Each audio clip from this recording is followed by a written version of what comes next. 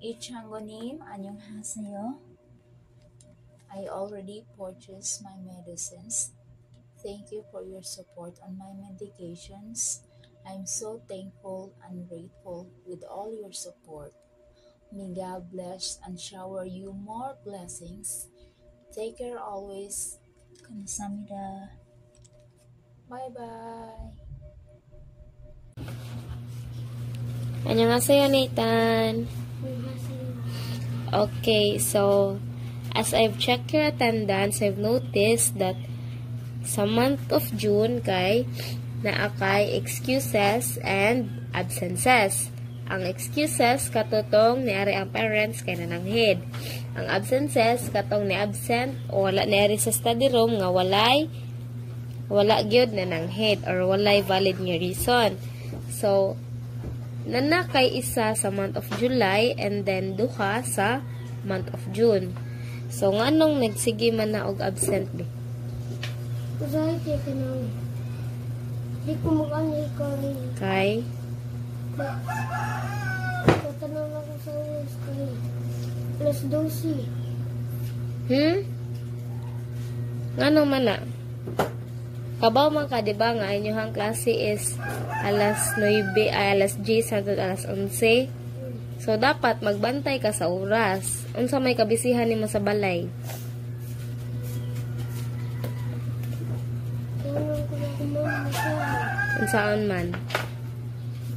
Suguon. Sugoon. So, basta ting klase nagali, ingnon si mama nga, ma, unya na ko sugua kay magklase namin. So, i-remind ka ha nga tulo ka absences sa usa ka month tangtangon ako and then dili na kabalik sa study room. Kasabot ka wala. Dili na magsige og absent, kasabot wala. So ingnon si mama nga ini klase na alas 10 hangtod alas 11. Ma unya na ko sugua, unya na imong sugo kay magklase mi. Kasabot wala. Dili na magsige absent ha, kay dili na kabalik diri sa study room basta matangtang tungod sa absent. Kuha wala. Okay. Bye-bye. Good morning, special class. Good morning, Teacher Donian. Good morning, classmates. I'm glad to see you all today. Okay, settle down. Thank you, Teacher Donian.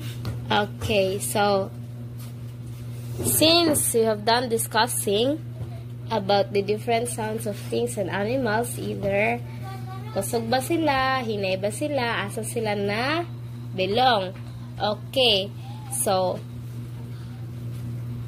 to assess if naba mo na learn jud or nasabtan sa atong discussion, so na ko'y mga questions.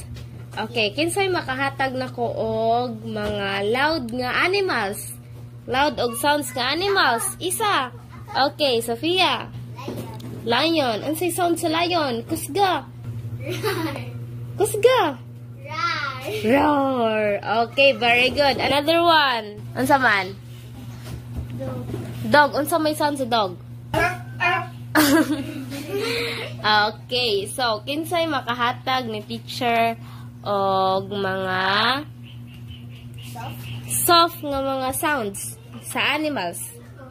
Unsa man? One bird. Bird. Unsa may tingog sa bird? Tweet, tweet, tweet, tweet. Okay, very good. Another else. Another one. Lois. Cat. Cat. Another cat. Katong gamay nga cat or katong dako nga cat? Gamay nga cat. Unsa may sound sa gamay nga cat? Meow. Meow. Okay. Another one, Eunice.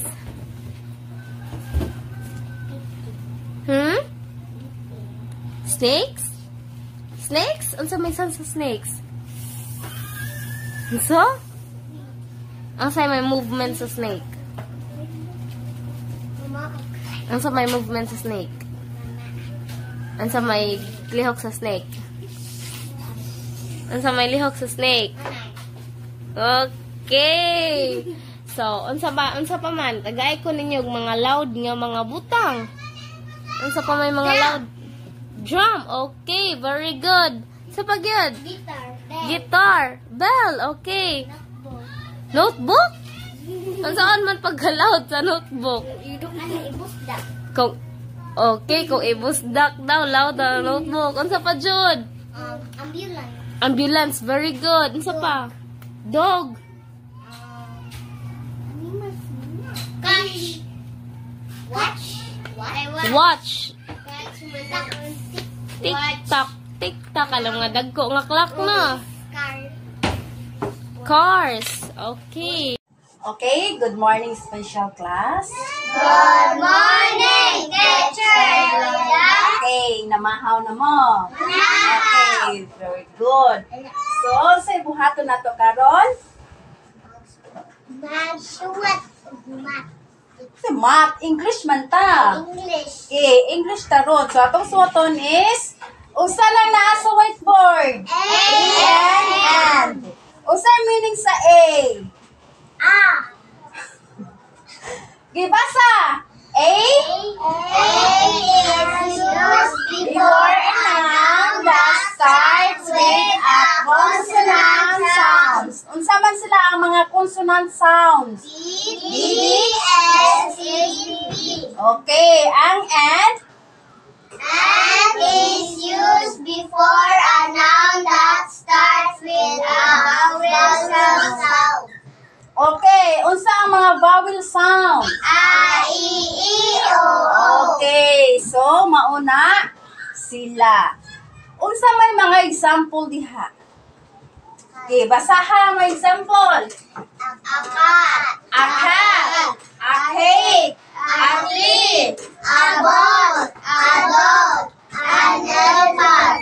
An eye. An orange. An elephant. Okay, kabantay mo sa akat, ang nag-una is letter C. Unsa na siya? Consonant, vowel. Consonant. Okay, consonant. Ang cake, unsa yung nag-una nga letter? Vowel. Consonant. Unsa na nga letter? Letter C. Sunod sa 3. Unsa may nag-una nga letter? Okay, T. Unsa na sa consonant, vowel. Consonant. Okay, consonant. Ay mo kalibog ha. Ang vowel is sayo na jud kayo mo jud ang a, i, u, o. Maura na siya ha. For example, an elephant. Unsa yung nag-una sa elephant? E. Unsa na siya? Vowel, consonant. Vowel. Okay, very good. Vowel. So, na ako ipasuwat nyo dire. Inyo ning pangitaon og A or N pa na siya. Kasabot mo? Diba? Ang nag-una sa A is consonant, vowel, consonant sounds. Unya ang N is vowel sounds. Sayo na siya pag identify kung unsa na siya. Kasabot mo wa? Okay, let's start. Number 1. Okay. Number 1, giraffe. Unsa na siya? A or N? Consonant. Okay, A. Kaya nga na, unsa naguna? G. Okay, unsa ng G? Consonant, vowel? Consonant. Okay, very good. Consonant. African Child by Echo McGrath. I am an African child, born with a skin a color of chocolate, bright, brilliant, and articulate, strong and bold. We are gifted, talented enough to be the best. We are an African child. Annyeonghaseyo everyone. These are the high school students and the self-study students in Lasang area, Nina. And today they will be role-playing about good manners. They will role-play different acts that shows good manners. Alright? Okay, start.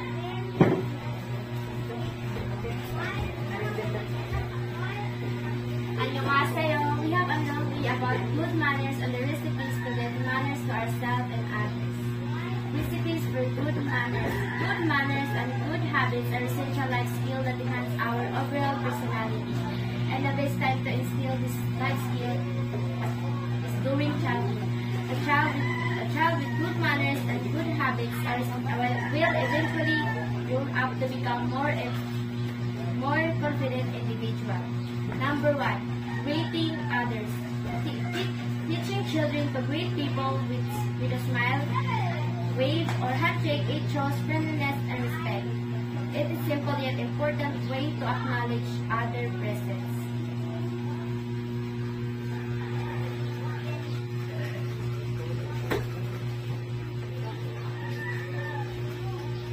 Number 2, saying polite words.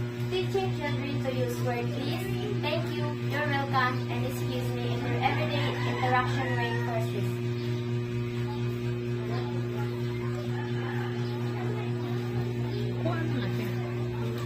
Hi, do you have some food? Yes, I have. Can you give me? Yes, Thank you.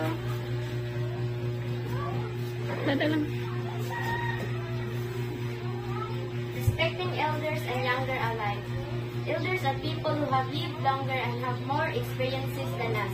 When we show them respect by using polite words like Mr. or Mrs., it makes them feel valued and appreciated. It's like showing them that we acknowledge their wisdom and knowledge, which encourage them to share their experiences with us. Thus, when we treat elders with respect, they are more likely to treat us kindly and help us that we need it.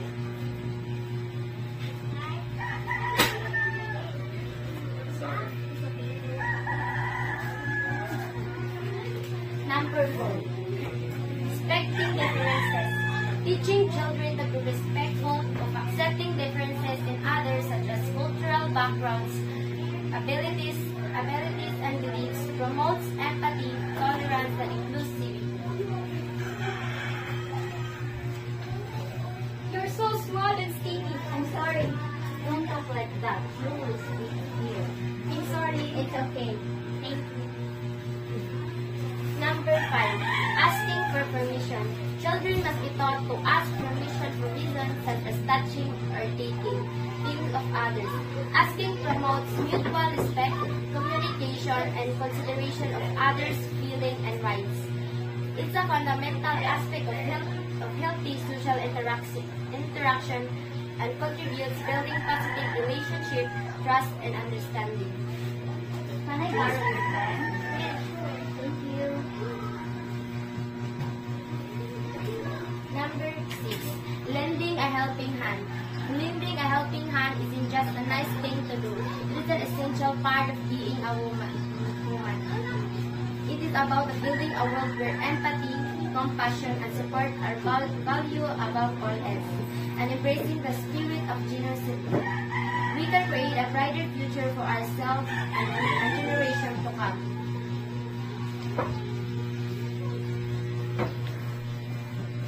Sorry. It's okay, thank you. Number 7, showing kindness and empathy. Having empathy enables us to build those social connection to feel connected to others is hugely important for our optimal well-being. It is very business of human relationship and help us to feel valued, loved, and cared for. Being connected to others is good for our mental well-being.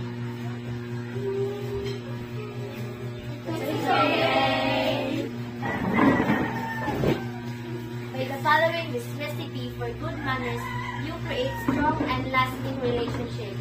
Enjoy your journey and cherish the wonderful friendship you create along the way. And this is the high school and self-studies presentation. Kamsahamnida! Thank you. Very good. Very good, students.